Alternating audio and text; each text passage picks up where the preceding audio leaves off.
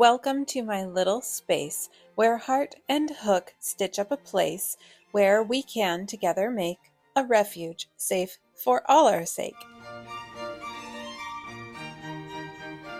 Admittedly, I'm not really the camping type of person, but I was able to go along with my partner and his family on their trip, and so my progress pictures working on these nanas, as well as these photo shoots, I went ahead and did at the campsite and down here by the river. This is my Nanas Against Trump and Fascism art project that I began when Trump was elected. I've made one every single week since he was elected. I'm selling them in my Etsy shop, and I'm donating the net proceeds to the ACLU. So this is number 73, and I'm naming them all after somebody I find inspiring. This is Nana Tina, and she is named after Tina Fey. Even though I finished Nana Tina by Wednesday, I wasn't able to post it online until Friday when I got back home. But I went ahead and got started right away again on another Nana for next Wednesday so that I could get that out of the way.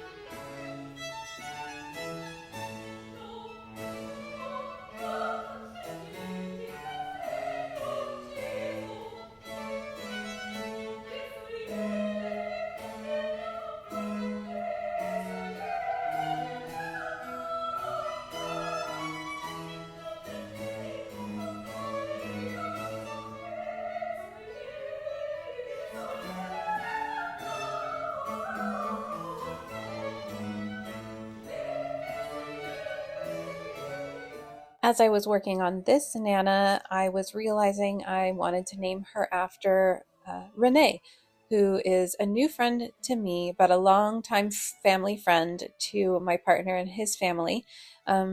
She is the kind of adult that would have been my favorite adult when I was a kid. So she inspires me to be more childlike and to just have fun.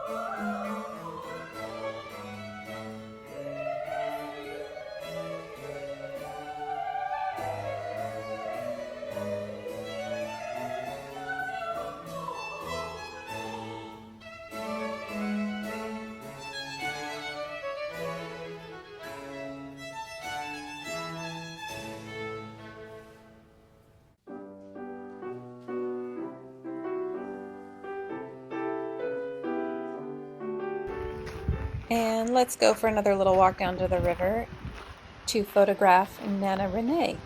This is the Kings River in Sierra National Forest.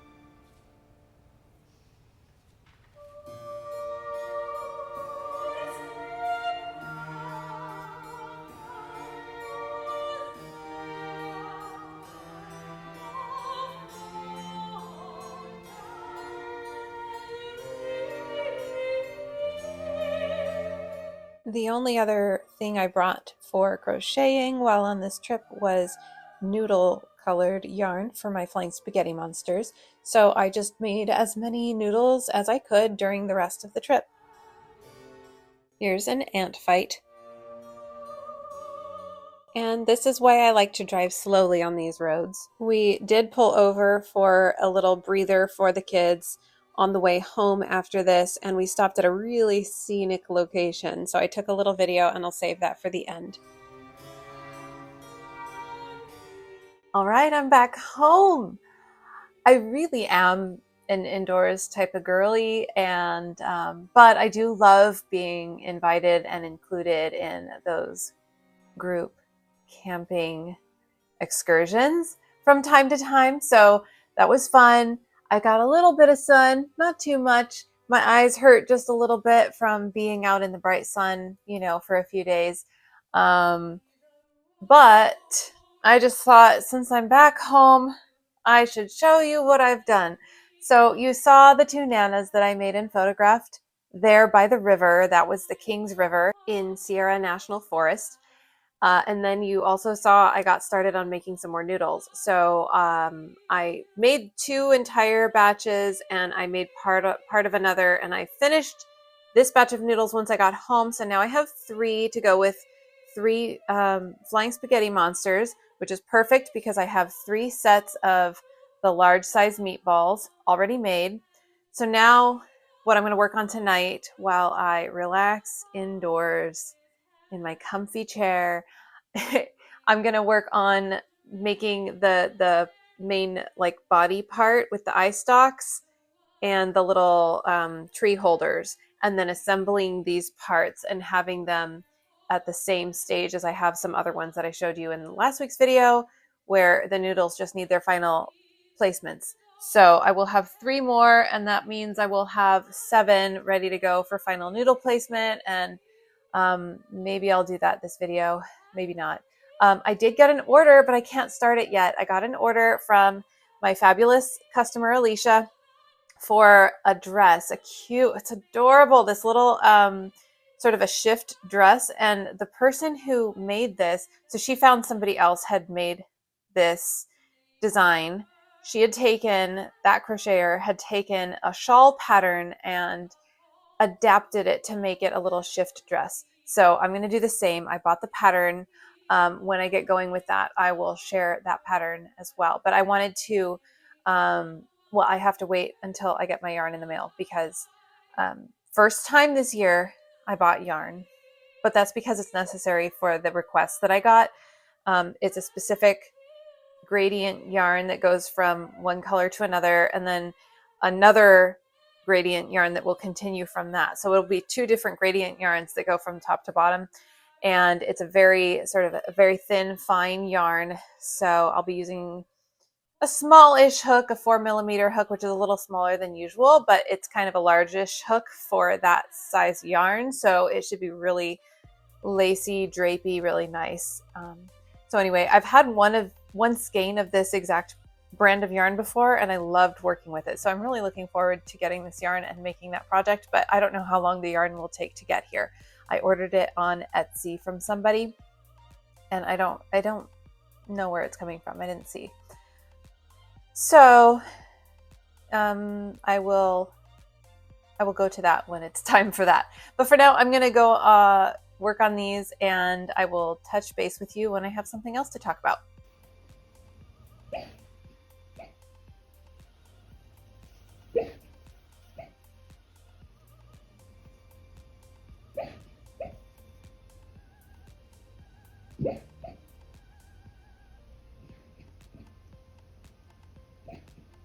Willie is dreaming happy dreams, happy that we're home.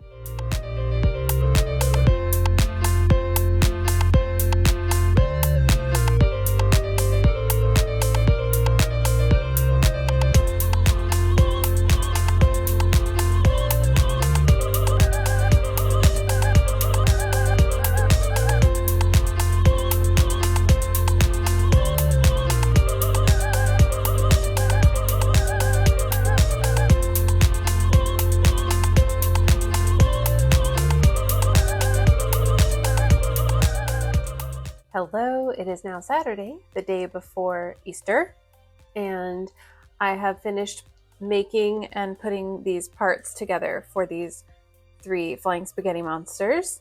Noodles were mostly made while camping, and so the only other part I need to attach, I made tons of eyes a while back, and so I still have some. I don't know how many more I have, but I was able to grab 6 more, so I have these eyes to stitch on. That's the last thing before I'm going to set these aside for a little bit, and I'll do final noodle placement at some point. I don't know if I'll do that right away or not. So that's what I'm going to do next. And did you notice from the last clip to this one that I got my hair cut shorter? I had it tucked behind my ears. I think I prefer it tucked behind my ears mostly, but parted on the side. I do like these little short bits. I got the whole thing in the front shorter than I had done before, and I just keep, living with this haircut, getting it recut, and then living with it again, and with slight variations. And tell me what you think. I think it would be cool to go just a little bit shorter in the back. What do you think? Just like a little bit shorter in the back than it is at the front here. So anyway, I'm loving how easy it is. And I'm loving how thick it feels here, where it's, bluntly cut compared to when it was long and scraggly and really, thin. Anyway, so I'm happy about that. I'm going to stitch these eyeballs on, and then I think the next thing I'm going to do actually is I'm going to get out my blanket project, blanket number 1, again, because now we are in a new month. I can do squares number 2 and 3 for blanket number 1, and I may as well jump in and tackle that while I'm waiting for my yarn to come in the mail for the dress that I'm going to make for my customer. So yeah, as I said, I did go ahead and purchase new yarn, but I'm still following my no buying yarn 2026, except for if I have to. And I had to. This project requires a really thin yarn and a thin gradient yarn, and she loved the colors. So even if she was happy with any color, I don't have any kind of gradient yarn in the amount needed for a whole dress. So this is a project that I really needed to buy some yarn for. And I only bought 4 skeins, 2 of each, because I don't know how much it's going to take. The pattern I'm going to follow is a shawl pattern, but I'm going to be starting from row 2 and increasing it to make it big enough to go all the way around the top here. And then coming down for the whole shawl, but in the round instead of like a half circle shawl. And so it's going to have to be multiple times the amount of yarn for one shawl. So I just don't even know how to calculate yardage of what I'm going to need. I hope the 4 skeins is enough. I think it will be. So I didn't like crazy over purchase or anything either. Even though the Etsy shop said buy 10 skeins, get 2 free. I didn't go for that. I just got 4 skeins. And I did get free shipping. So it's really pretty. Here, I'll show you what the yarns look like. And I will stitch on the eyes. I'll show you what those look like. I'll add them to my other 4, and they can have a nice little perch up on my cabinet over there while I start my blanket project again, blanket number 1 again, because I've forgotten. I haven't started blanket number 4 yet. Scratch that about the blanket number 1. I need to do squares 1 and 2 for blanket number 4. My daughter, I haven't started her blanket yet. Okay. So that's what I'll do after I stitch on the eyes. So ignore me. No, don't ignore me. Keep watching, please. Alrighty, there we go. We have 7 of these ready to go. Those are the 3 that I just completed. Completed to this stage, at least. And now these will be staring at me, waiting for their final noodle placement until I get around to it. This review is for that floppy panda.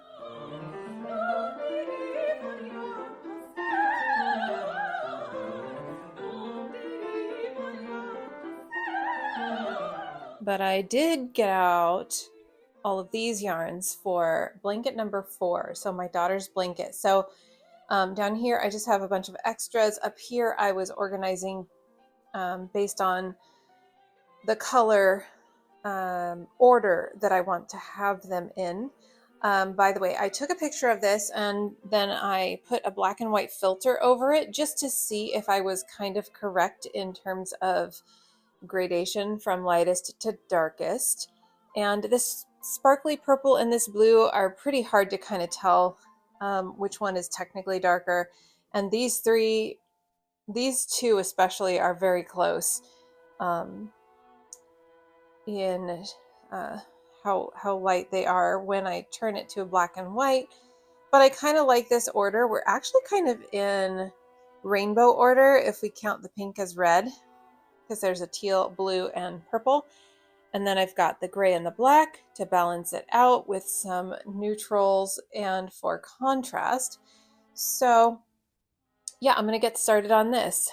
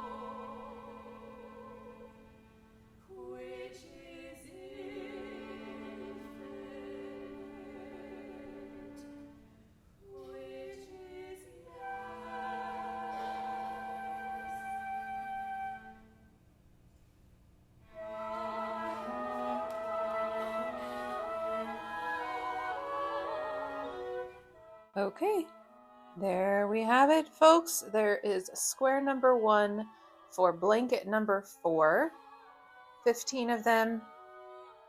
Next is to make square type number 2. These, once again, will not be stitched together. I just like to see them together. And here I am set up, ready to go for square 2. It's going to go gray, pink, gray.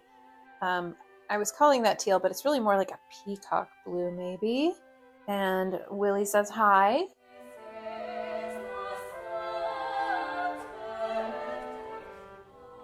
Okay, it is now Monday evening, and I better finish wrapping up this video, getting it all edited and put together.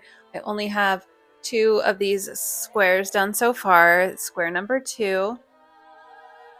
So I need to make 12 more. And then stitch them together with square 1, and I'll open next week's video with finishing that section of this 4th blanket. And I have on the docket coming up for next week's video another AI crochet pattern that I found that I thought would be fun to do. This one I found on a website. I just did a Google search for crochet pattern, and I stopped at the first image that looked like it was AI. It's definitely AI. And it wasn't that far down in the search results, so this is kind of sad. So it's a free pattern that's not really a pattern because it's AI. And you'll see it's problematic. It's just the first one I found. So you have that to look forward to. Stick around. And with that, I will sign out with the last little clip I got on our drive home from camping. Crochet hooks and colors bright, crafting wonders day and night. Join the fun. Come see it through. Subscribe and I'll create for you.